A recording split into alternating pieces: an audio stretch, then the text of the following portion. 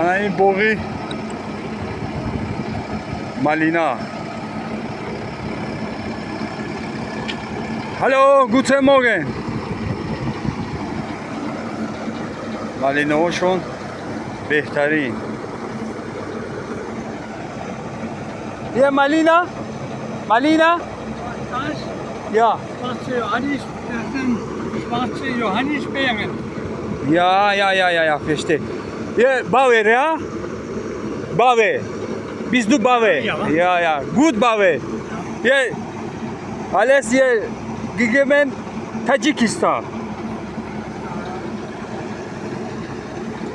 نگاه کنه این مسافر چقدر مهنت کرده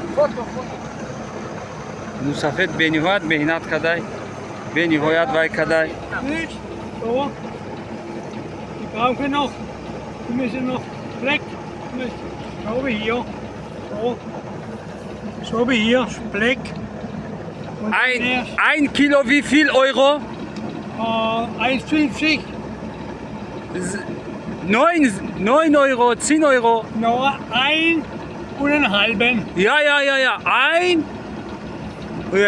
Okay, verstehe. Mit der Maschine schütteln. So. Ja, Maschine, ja? Ja, alles, ja. ماشین میچینده این چیزایا مقصد آبی قطرگی واسا یا واسا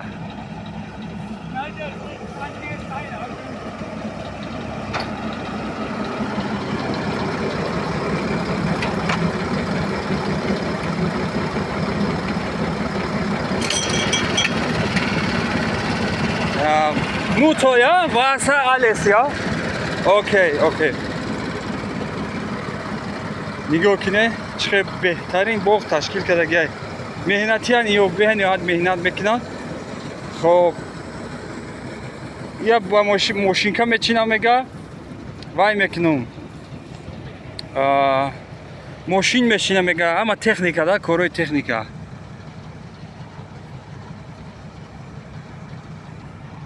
اون طرفش ده اون طرف با باغ هسته اون طرف باغ مالینه میگه انا اون طرف باغ سیبه اون طرف باشد باغی وای گلوسود دیگر چی ها من اینجا گندمشون هم نغز هر یک سر کرگی که به نهایت سرای کلون یکی باغشون عجایبات نگه کده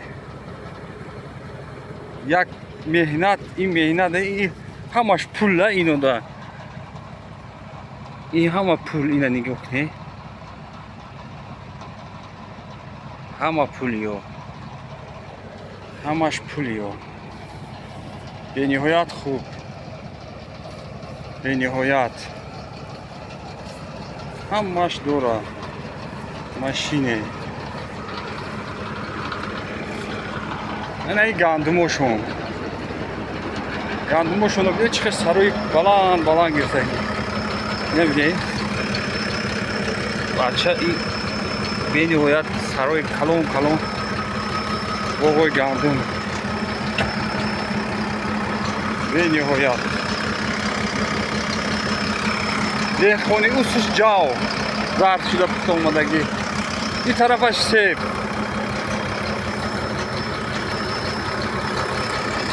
Danke schön. Tschüss.